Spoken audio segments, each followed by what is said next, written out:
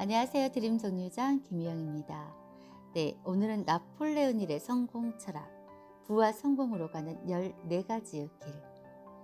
20년 동안 성공과 실패의 원인을 연구할 수 있겠어? 아무런 보수도 받지 않고 말이요. 네, 앤드류 카네기의 제안에 나폴레옹 힐은 네, 하겠습니다. 라고 했죠. 성공 철학의 대가 나폴레옹 힐의 부와 성공의 법칙. 미국 아마존 베스트셀러 1위. 네. 오늘은 6장입니다. 6장 팀워크예요. 팀워크. 지금 제가 읽는 내용은 정말 너무 좋은 내용이니까 여러분들께서 귀를 쫑긋 세우시고 진짜 음미해 주셨으면 좋겠어요. 만약 당신의 단점을 알고 있으면서도 당신의 장점을 보고 당신 곁에 믿음직스럽게 남아있는 사람을 알고 있다면 그 사람과의 우정을 놓치지 않도록 하라. 그런 사람 한 명의 도움이라도 받으면 당신은 강해질 수 있다. 그런 사람 2명의 도움을 받으면 당신은 거인이 될 수 있다. 만약 그런 사람 3명의 도움을 받는다면 당신은 큰 성공을 이룰 수 있을 것이다. 에디슨. 네, 너무 좋지 않아요? 많은 사람들이 단점만을 가질 수는 없고 장점만 또 가질 수는 없죠. 장점도 있고 단점도 있고. 그렇지만은 단점보다 장점이 많은 사람도 있고 장점보다 단점이 많으신 분들도 있어요. 그렇지만 한 가지의 장점만을 보고 당신 곁에 있으신 분들이 있다면 정말 그 사람을 놓치지 않고 그 사람을 항상 곁에 둔다면 당신은 분명히 강해질 수 있고, 그런 사람이 2명이 있다면 당신 안에 거인을 분명히 깨울 수 있고, 또 그런 사람이 3명 이상 있다면 당신은 큰 부와 성공을 꼭 이룰 수 있을 거랍니다. 주위를 한번 둘러보세요. 늘 내 곁에 있어준 사람, 늘 나를 믿고 나를 의지하는 사람도 있지만 내가 또 의지하는 사람도 있잖아요. 네, 내 주위에 누가 있는지. 오늘은 새삼 그런 분들에게 조금 감사하는 마음 가져봤으면 좋겠다는 생각을 해요. 협동하지 않고는 아무것도 얻지 못한다. 협동하지 않고는 아무것도 얻지 못한다. 성공이냐 실패냐는 대개 다른 사람들과의 관계에 의해 결정된다.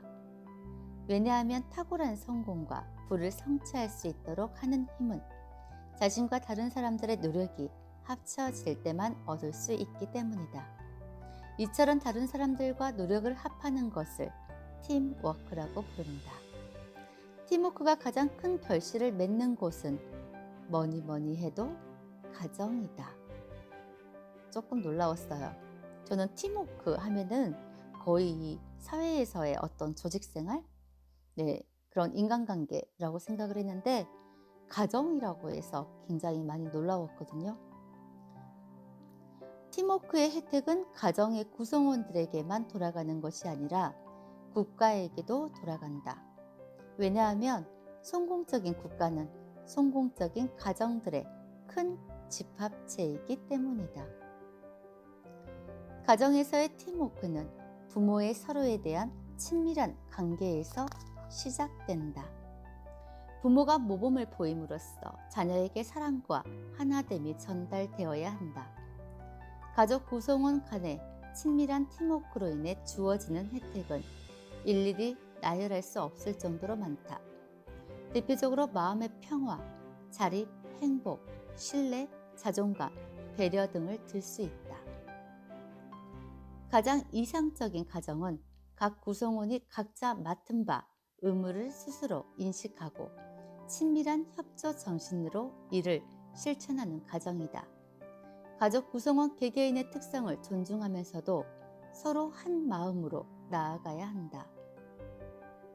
하루 중 모든 가족 구성원이 함께 모여 식사를 할 때 친밀한 관계가 더욱 돈독해지고 사랑을 나누게 된다. 이런 가족은 식사 시간을 통해 육체를 위한 양식뿐만 아니라 영혼을 위한 양식도 함께 먹는 셈이다. 식사 시간은 가족 모든 구성원이 화목한 대화를 나누는 성스러운 시간이 되어야 한다. 부모로부터 아기용 의자에 앉는 아기에 이르기까지 식사를 하면서 사랑과 기쁨을 나눌 수 있어야 한다. 식사가 유쾌한 경험이 될 때 음식이 소화가 잘 되고 아이들의 긍정적인 성품을 가진 아이로 성장할 수 있다. 아이들의 마음은 유연하고 부드러워서 모든 종류의 자극, 특히 부모가 주는 자극을 매우 잘 받아들인다. 아이들 앞에서 던지는 부모의 말 한마디 한마디는 아이들의 마음속에 영원히 새겨진다. 부모의 표정과 음성, 톤마저도 아이들에게 평생 동안 큰 영향을 끼친다. 부모들이 통상적으로 저지르는 실수는 자녀가 자신에게 속해 있다고 생각하는 것이다.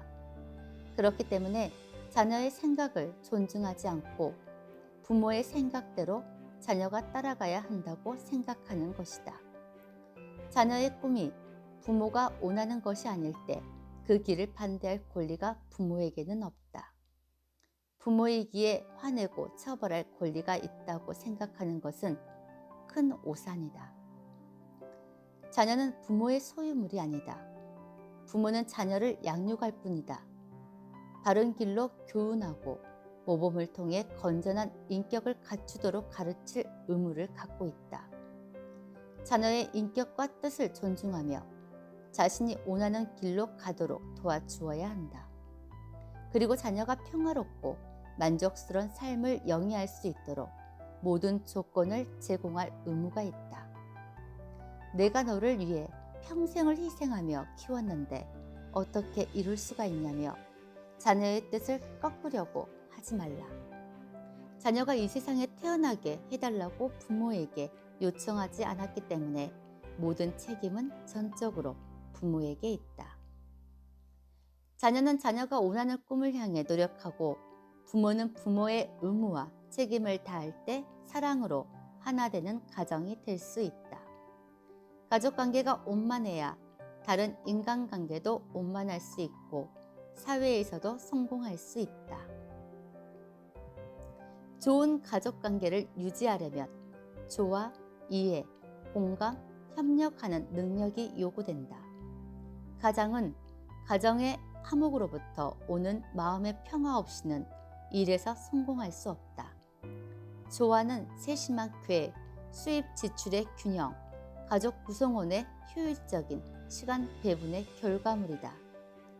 부부가 공동의 목표를 위한 명확한 목표를 설정하고 조화롭게 일한다면 아무리 어려운 문제라도 그 해결책을 확실하게 찾을 수 있다. 미국식 삶의 위대함은 가정으로부터 나온다. 왜냐하면 가정이 정부 존재의 기반이 되는 투표권을 가졌고 미국인이 특성이 길러지는 터전이 되고 종교의 뿌리가 되며 교육의 발판이 되기 때문이다. 또한 질병, 고통, 가난, 실망의 짐을 내려놓고 편히 쉴 수 있는 곳도 가정이라는 점을 잊지 말자. 미국적 기질이란 말 그대로 미국 가정들의 관계의 총합일 따름이다. 이 말을 상기하면 왜 가족관계가 인간관계 중 가장 중요한가에 대해 이해하게 될 것이다. 또 왜 조화와 협력을 지향하도록 하는 뚜렷한 목적하에 가정을 조직하고 관리해야 하는지에 대해서도 이해하게 될 것이다. 모든 사람이 가정을 잘 관리해야 하는 의무를 가졌다는 사실은 자명하다. 만약 그 의무를 소홀히 하거나 거부하는 사람이 있다면 그는 성공에 필요한 마음의 평화를 기대할 수 없을 것이다. 조화는 가정으로부터 시작되어야 한다. 협력도 가정으로부터 시작되어야 한다. 개인의 결단력도 가정으로부터 시작되어야 한다. 삶에 대한 열정과 관심도 가정으로부터 시작되어야 한다. 공감과 이해도 가정으로부터 시작되어야 한다. 중요한 가족관계가 삐그덕거리면 이혼하거나 적대관계가 되고 가족 구성원의 마음의 평화가 깨지게 된다. 그러면 사업이 잘 되기 어렵고 성공하기도 어렵다. 삶에 있어서 가장 중요하면서도 기본적인 자산은 가족이다. 모든 인간관계를 지속적이고 조화롭게 만드는 한 가지 요인이 있다. 그 요인을 한마디로 표현하자면 다른 사람의 권리를 존중하는 것, 즉 이기적이 되지 않는 것이다. 모든 인간관계를 지속적이고 조화롭게 만드는 것, 다른 사람의 권리를 존중하는 것. 모든 인간관계를 지속적이고 조화롭게 만드는 방법은 다른 사람의 권리를 존중하면 되는데, 이기적이지 않으면 되는데 왜 나만 생각하게 되는지. 정말 쉬운 건데 잘 안 되죠. 팀의 모든 구성원이 진심을 가지고 이기심 없이 팀에 기여하지 않는 한 어떤 인간관계도 지속적인 팀워크로 발전할 수 없다. 이 원리는 가족관계뿐만 아니라 비즈니스 현장에도 적용된다. 두 경우 모두 독재, 속임수, 부정직, 이기심을 가지면 절대 제대로 된 관계가 형성될 수 없다. 가족의 모든 구성원을 이롭게 하는 가족 팀워크는 진정한 스포츠맨십의 정신으로 실행되어야 한다. 즉 가족의 어느 구성원도 다른 구성원에게 강요나 협박을 통해 군립해서는 안 된다. 특히 자녀가 부모에게 그런 위협을 가해서는 더욱더 안 된다.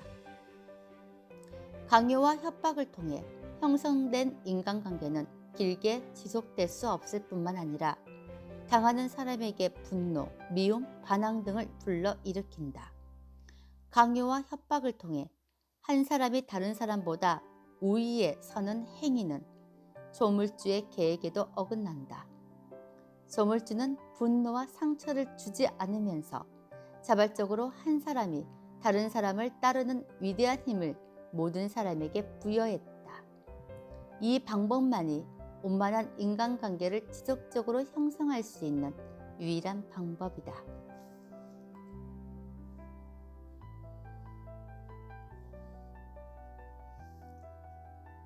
그 유일한 방법은 바로 사랑이다. 사랑은 인간 감정의 가장 위대한 측면이다. 사랑은 여러 가지 형태로 나타난다. 가장 고귀한 사랑의 형태는 남녀 사이의 사랑이다. 왜냐하면 남녀 사이의 사랑, 가로 열고, 단순한 육체적 끌림이 아니라 진정한 사랑, 가로 닫고.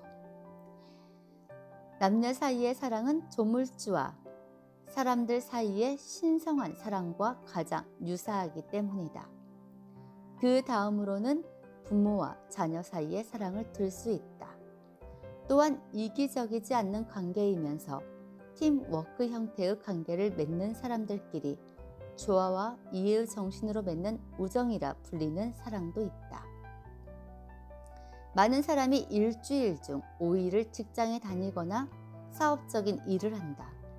따라서 그의 삶에 있어서 가장 많은 시간이 직업과 관계되는 일이다.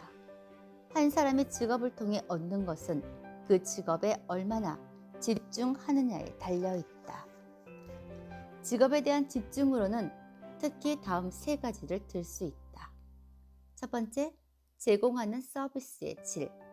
두 번째, 제공하는 서비스의 양. 세 번째, 서비스를 제공하면서 갖는 마음 자세. 이 세 가지 요소를 세심한 주의를 기울여야 함께 일하는 사람과 원활한 협력 관계를 유지할 수 있다. 팀워크에 필요한 이 세 가지를 무시할 경우에는 교육, 경험 등 개인적인 능력은 무용지물이 되고 만다. 지금부터는 마음 자세라는 주제에 대해 분석해보고 무엇이 팀워크를 촉진하는가에 대해 살펴보자. 넓게 보면 세 가지 타입의 마음 자세가 있다. 첫 번째는 부정적인 타입이다. 이 타입의 사람은 그 사람을 포함해서 모든 사람에게 불평, 불만을 품고 있다. 다른 사람과 보조를 맞춰 일하지 않으며 그가 좋아하지 않는 사람들을 비난하느라 대부분의 시간을 허비한다.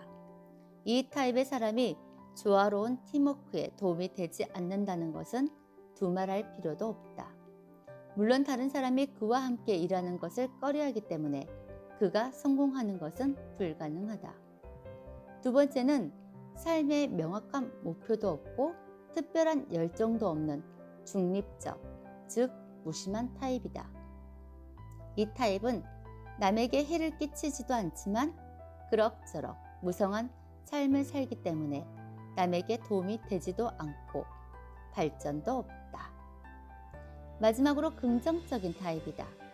무엇이든 열심히 하고 열정 가득하게 일을 하기 때문에 다른 사람과의 관계도 좋고 일에 있어서도 점점 발전된 모습을 보인다.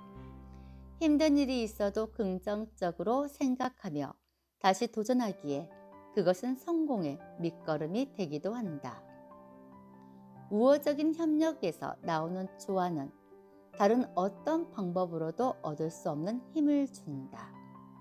조화는 다른 사람과 협력하려는 사람의 긍정적인 마음 자세에서 비롯된다. 조화는 다른 사람과 협력하려는 사람의 긍정적인 마음 자세에서 비롯된다. 개인들은 집, 교회, 학교, 동호회, 직장, 커뮤니티, 군대, 전문직 단체, 협회, 국가 등의 팀의 일원으로 소속되어 있다. 어느 단체이든 팀워크 정신에 불만을 품고 따르기를 거부하거나 무시하는 사람은 단체가 주는 혜택을 누릴 수 없다. 단체의 팀워크를 방해하는 사람은 단체에 융합되지 못하고 외톨이가 될 수밖에 없다. 고립주의자는 어떤 이유에서건 소수 집단에 속하기로 선택하고 조화로운 삶을 영위하기 위한 다수와의 협력을 거부하는 사람이다. 그는 인기도 없고 쓸모도 없어지고 희망을 잃게 되고 존재감도 사라지게 된다. 인간관계에 갈등이 생기는 이유는 욕심, 이기심 또는 무지 때문일 수 있다. 이것들은 자연 법칙의 산물이 아니다. 적응에 실패하면 확실히 도태되는 반면 적응에 성공하면 항상 살아남는 것이 자연 법칙이다. 여기에는 예외가 없다. 따라서 현명한 사람은 자연의 계획에 순응하고 그 계획을 실현하기 위해 다른 사람들과 좋은 관계를 맺는다. 이게 자연의 법칙이래요. 자연 법칙. 우리는 자연 법칙을 어길 수 없어요. 그죠? 근데 현명한 사람은 그 자연의 법칙에 순응하고 그 계획을 실현하기 위해서 다른 좋은 사람들과 좋은 관계를 맺고 살아가는 것. 이게 자연 법칙의 산물이라고 합니다. 성공을 원하거나 돈을 벌기 원하거나 가족의 행복 또는 사회적 성취를 원한다면 팀워크가 필수적이다.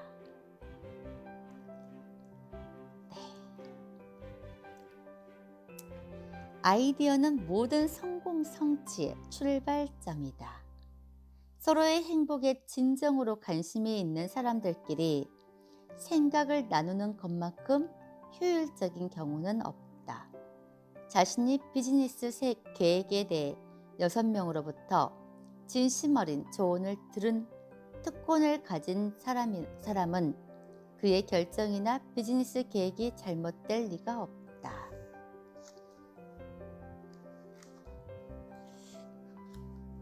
7장 황금률이에요. 황금률. 이거 굉장히 좋은 내용이거든요.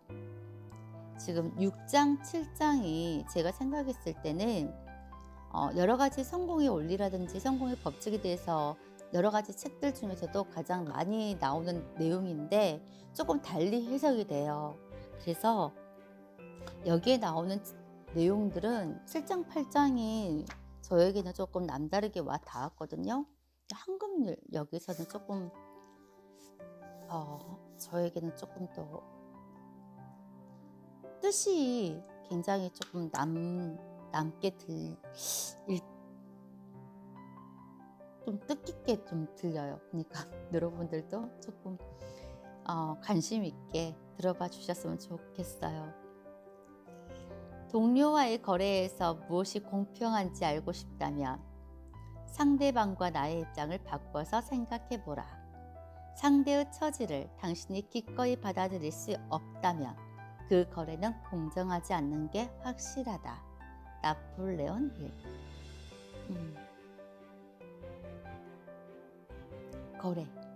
거래에서 상대방과 나의 입장, 역지사지, 그런 상대방의 입장에서 바꿔서 생각을 해봤는데도 불구하고 절대적으로 받아들일 수 없다면 그 거래는 공정하지 않는 게 확실하다고 합니다. 대접을 받고자 하는 대로 남을 대접하라. 네, 내가 대접받고 싶은 대로 남을 대접하라. 정말 많이 듣는 이야기죠. 내가 원하는 떡을 찾는 게 아니라 상대의 입맛에 맞는 떡이 되자. 네. 인간관계의 첫 번째 살아가는 그런 룰인 것 같은데 여기서는 지금 정말 다른 좋은 내용으로 해석이 되거든요. 진정한 성공을 한 사람들을 보면 황금률을 깨닫고 잘 적용한 사람들이라는 것을 알 수 있다. 황금률에 대해서는 모든 위대한 종교 지도자들과 진정한 철학자들이 인지하고 있었다. 예수님은 황금률을 강조하셨다. 산상수훈에서 가장 이해하기 쉬운 말로 무엇이든지 남에게 대접을 받고자 하는 대로 너희도 남을 대접하라. 네, 마태복음 7장 12절 말씀이에요. 이 규칙이 율법서와 예언서에 나오는 모든 규칙들 가운데 으뜸이라는 뜻에서 그리스도교들을 황금률이라고 불렀다. 많은 설교가 황금률을 기초에 두고 있다. 하지만 황금률의 깊은 뜻을 제대로 해석하여 담아내는 설교는 드물다. 황금률의 요지는 다음과 같다. 다른 사람들에게 이기적이 되지 않도록 하라. 그러면 목표와 목적을 이룰 수 있는 길을 찾게 될 것이다. 다른 사람들을 돕는 것은 성공의 핵심 열쇠다.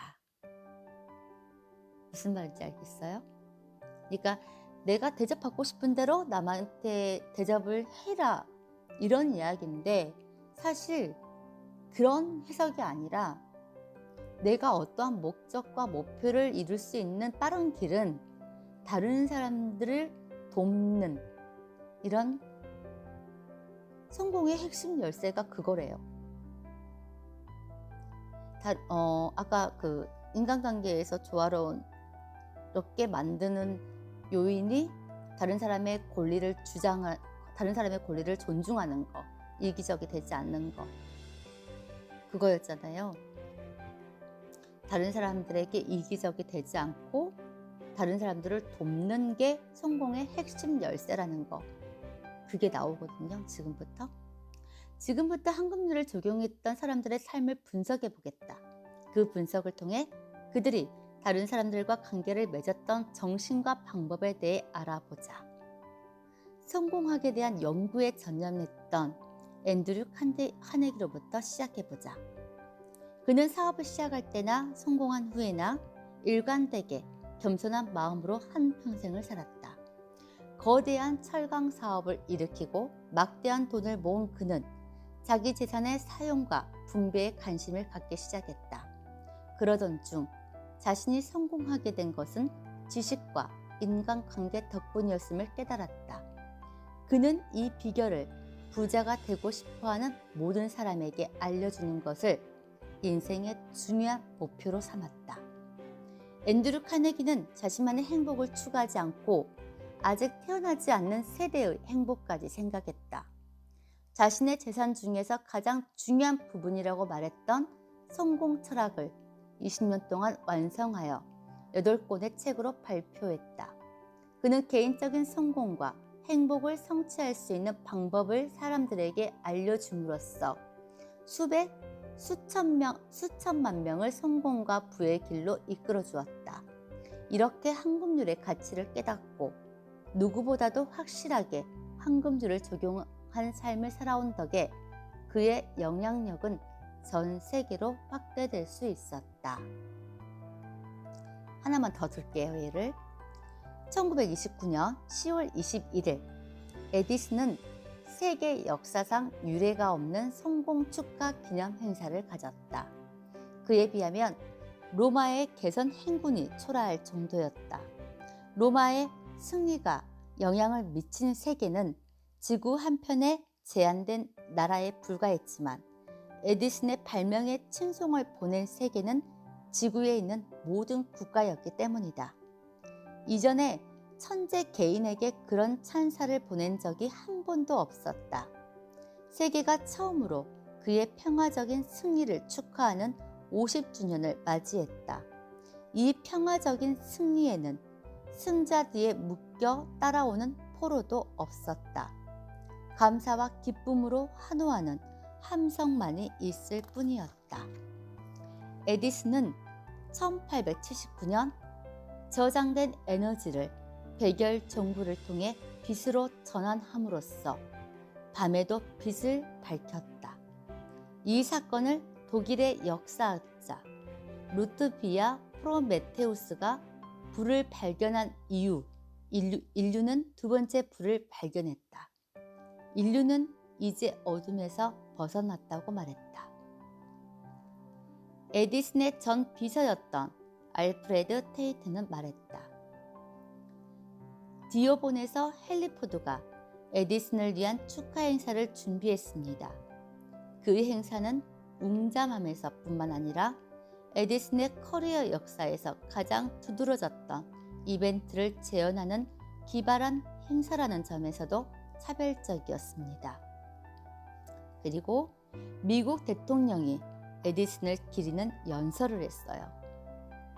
오늘 저녁 필라델피아에서의 독일 기념홀 모형의 기둥에 있는 방에서 에디슨을 기념하기 위한 만찬이 개최되는데 이 만찬은 유례를 찾을 수 없을 정도로 성대하게 진행될 것입니다.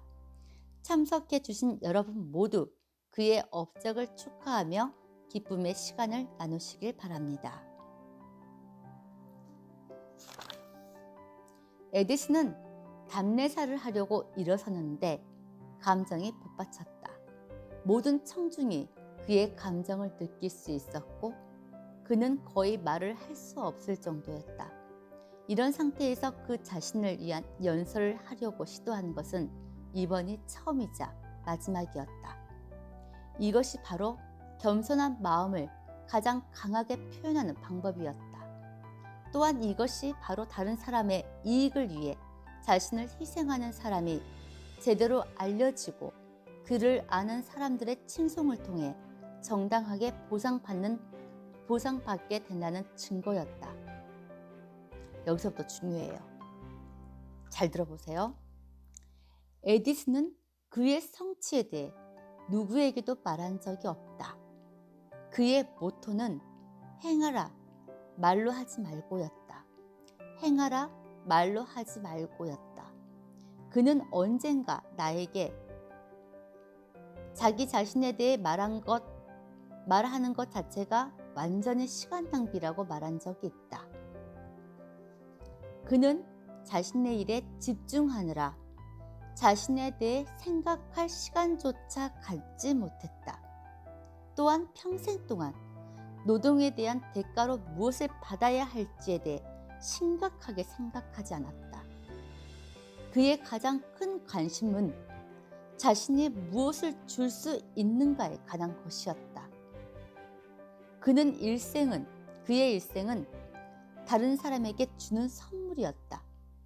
그는 그것도 자신이 받을 것을 전혀 생각하지 않은 채 온전히 다른 사람에게 아낌없이 주는 선물이었다. 혹시 이해 가신가요? 어,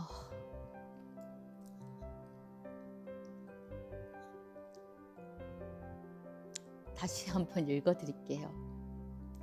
에디슨은 그의 성취에 대해 누구에게도 말한 적이 없다. 그의 모토는 행하라, 말로 하지 말고였다. 그는 언젠가 나한테 자기 자신에 대해 말하는 것 자체가 완전히 시간 낭비라고 말한 적이 있다. 그는 자신의 일에 집중하느라고 자신에 대해 생각할 시간조차 갖지 못했다. 또한 평생 동안 노동에 대한 대가로 무엇을 받아야 할지에 대해 심각하게 생각하지 않았다. 그의 가장 큰 관심은 자신이 무엇을 줄 수 있는가에 관한 것이었다. 그의 일생은 다른 사람에게 주는 선물이었다. 그것도 자신이 받을 것을 전혀 생각하지 않는 채 온전히 다른 사람에게 아낌없이 주는 선물이었다. 대부분 황금률, 내가 대접받고 싶은 대로 대접하라. 대부분이 이렇게 해석을 했었거든요. 근데 지금 여기에 나오는 카네기와 에디슨의 내용을 들어보면 자신이 받을 것에 대해서 어떤 대가에 대해서 전혀 생각하지 않고 오로지 다른 사람들에게 주려는 것만 생각을 했어요. 그죠? 세상에서는 황금률에 대한 이야기가 거의 2000년 동안 계속되어 왔다. 그리고 그에 관한 수만 개의 설교가 행해졌다. 하지만 황금률은 단순히 믿기만 하거나 생각에서 그치면 아무 소용이 없다. 실천을 통해서만 그 힘을 발휘할 수 있다. 지금부터 황금률이 주는 몇 가지 혜택에 대해 설명하겠다. 모든 인간관계에서 동기가 매우 중요하기 때문에 황금률을 적용함으로써 얻게 되는 혜택의 목록을 만들어 보았다. 인간의 행동에 황금률을 적용함에 있어 얼마나 많은 기본적인 동기들이 작용하는지 알아보자. 첫 번째는 사랑이에요. 내가 황금률을 적용함으로써 어떤 것들이 나에게 작용되는지. 첫 번째는 사랑. 황금률은 모든 감정 중 가장 큰 감정인 사랑에 기반되고 있다. 이기심, 탐욕, 질시의 감정을 버리고 다른 사람의 입장이 되어 생각하면서 다른 사람과 관계를 맺도록 한다. 황금률을 통해 표현되는 사랑의 동기는 네 이웃을 네 자신같이 사랑하라는 말씀이다. 이 말씀을 자유의지로 따르도록 만든다. 사랑의 동기는 인류가 하나임을 온전히 깨닫도록 해준다. 이는 이웃에게 미친 손해가 결국 자신의 손해이며 이웃에게 베푼 친절과 호의가 결국 자신에게로 행해진다는 깨달음에서 온다. 너와 가까운 사람에게 당연히 황금률을 실천해야겠지만 그것을 넘어 내가 모르는 모든 사람에게까지 황금률을 실천해보자. 두 번째는 이익이에요. 내가 황금률을 적용했을 때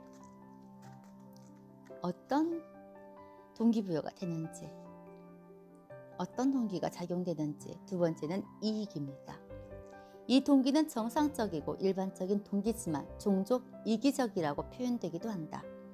따라서 황금률을 적용함으로써 얻게 되는 금전적 소득이라고 표현하는 편이 좀 더 나을 수도 있다.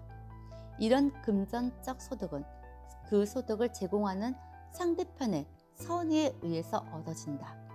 내가 소득을 바라고 한 행동은 아니지만 나의 호의나 친절을 받은 사람이 자발적으로 나에게 주는 감사의 표현인 셈이다. 나에게 돌아올 어떤 이익을 바라고 한 행동이라면 진정한 황금률이라고 할 수 없다. 여기서 말하는 이익이란 대가를 바라지 않고 한 행동이지만 상대방의 선의로 인해 돌아오는 이익을 뜻한다. 그런 경우 많이 있죠. 세 번째는 자기보호예요. 자기보호. 자기 보호 욕구는 우리 모두에게 내재되어 있다. 자기 보호라는 목표는 다른 사람들이 같은 욕구를 성취할 수 있도록 도와줌으로써 가장 효율적으로 달성할 수 있다. 서로 자기 방식대로 살아가기. 이게 공존 공세. 네. 규칙은 다른 사람으로부터 같은 반응을 유도해 낸다. 따라서 황금률은 다른 사람들의 호의적인 협력을 이끌어내는 속성을 갖고 있기 때문에 자기 보호를 성취하는 가장 확실한 방법이다. 네 번째입니다. 몸과 마음의 자유를 위한 욕구. 몸과 마음의 자유를 위한 욕구. 나의 이웃이 자유를 누리지 못한다면 내 자신도 몸과 마음의 자유를 누릴 수 없다. 모든 사람에게 적용되는 공동 유대가 있다. 자신이 일한 것에 대한 정당한 소득이 아닌 비정상적인 소득이나 불로소득을 바라는 사람, 손실이 발생했을 때 자기 몫의 손실을 줄이고 남에게 떠넘기려는 사람은 그만큼의 대가를 치러야 한다. 다른 사람에게 손해를 끼치지 않고 다른 사람이 몸과 마음의 자유를 얻도록 돕는 사람은 그 자신도 마음의 자유와 평안을 얻을 수 있을 것이다. 자유와 평안을 누리고 싶다면 자유와 평안을 이웃 그리고 친구들과 공유하는 자산으로 만들어야 한다. 다섯 번째, 권력과 명성에 대한 욕구예요. 권력과 명성에 대한 욕구. 이 부분도 저는 진짜 재밌게 읽었거든요. 권력은 다른 사람들의 협조에 의해서만 생긴다. 명성도 다른 사람들의 동의에 의해서만 얻을 수 있는 것이다. 권력과 명성은 자신이 만드는 것이 아니라 타인에 의해 생기는 것이다. 그러므로 자신이 통제할 수 없고 다른 사람들의 손에 맡겨져 있다. 대부분 권력, 명성, 자기 자신이 또 맞는 거라고 생각할 수 있잖아요. 근데 다른 사람들의 협조, 그리고 다른 사람들의 동의에 의해서 권력과 명성이 만들어진다는 것. 다른 사람들의 손에 맡겨져 있다는 것.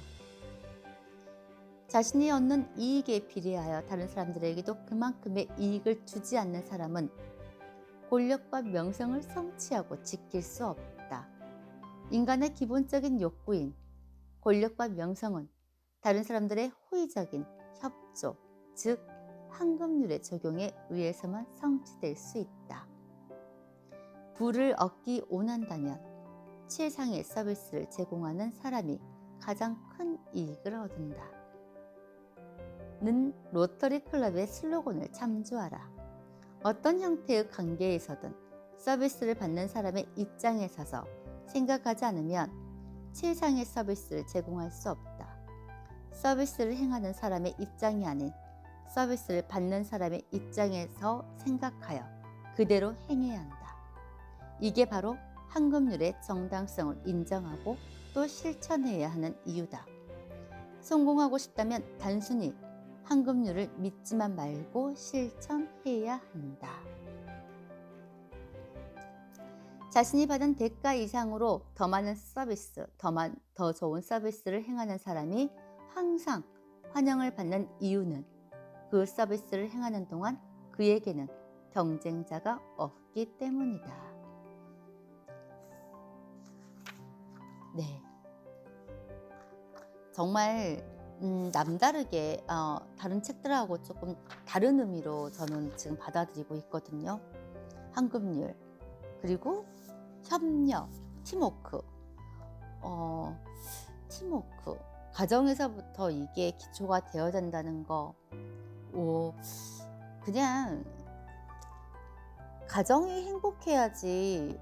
아침부터 부부관계에서 어떤 트러블이 있었을 때 하루 종일 출근할 때 조금 안 좋게 출근을 하면은 하루 종일 기분이 언짢다는 이런 이제 저희 속설이 있잖아요.